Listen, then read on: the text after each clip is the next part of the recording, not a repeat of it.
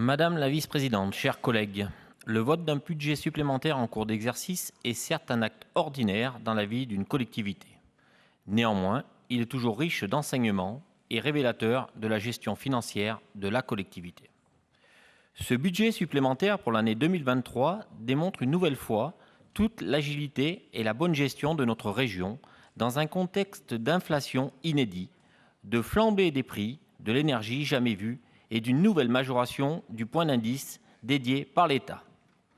Autant de facteurs qui auraient pu nous permettre en difficulté. Or, il n'est rien parce que nous avons les reins solides.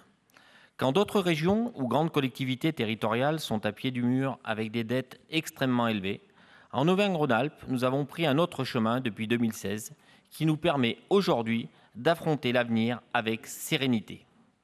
Notre bonne gestion, notre capacité à anticiper, à prévoir, à réduire nos dépenses de fonctionnement sans dégrader la qualité du service public nous permet de faire face à toutes ces dépenses et hausses imprévues.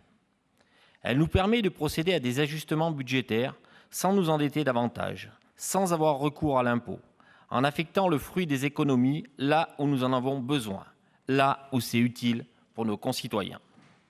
Je tiens notamment à souligner les crédits supplémentaires que nous engageons pour notre politique envers l'apprentissage, notamment pour accompagner la modernisation de nos centres de formation des apprentis.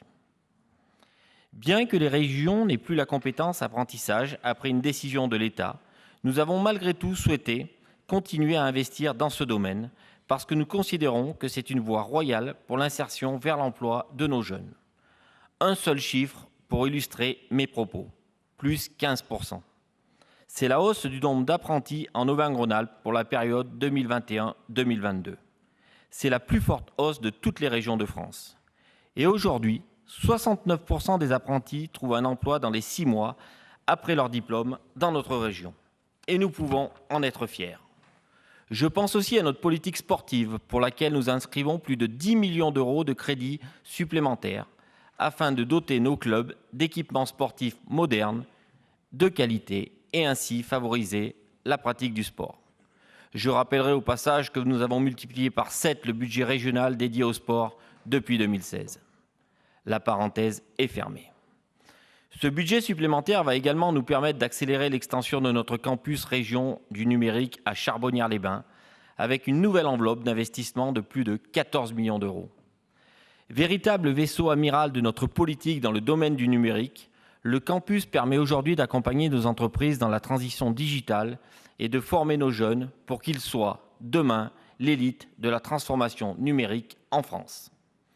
Nous menons en parallèle une politique intensive d'investissement en faveur de notre tissu industriel, avec notamment notre fonds de co-investissement que nous abondons de 30 millions d'euros dans ce budget supplémentaire afin de doper la compétitivité de nos entreprises et stimuler la création d'emplois dans nos territoires. Plus que jamais, la région est aux côtés de ces entreprises. Enfin, j'en terminerai par là, parce que c'est révélateur de notre gestion. Pas de recours à l'impôt, ni d'augmentation des taxes dans ce budget supplémentaire.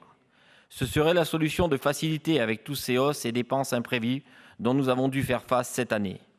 Et combien d'exécutifs socialo-écologistes nous ont vus encore ces derniers mois y céder avec gourmandise et outrance? Eh bien, ce sera sans nous. Comme ce sera sans nous pour faire les poches de nos concitoyens en les ponctionnant de quelques centimes supplémentaires lorsqu'ils vont faire le plein. Dans cette grande mansuétude, l'État a offert la possibilité aux régions de prélever une fraction supplémentaire sur le prix du carburant. Eh bien, nous avons préféré maintenir la baisse des tarifs votés en 2018 pour ne pas pénaliser davantage le pouvoir d'achat de nos concitoyens. C'est un choix fort de l'exécutif, courageux, qui vaut tous les discours. Vous l'aurez donc vu, lu et compris, ce budget supplémentaire est le témoin d'une gestion saine et rigoureuse de nos finances, d'une bonne gestion en résumé, et c'est pour la raison pour laquelle le groupe votera pour. Merci Madame la Présidente.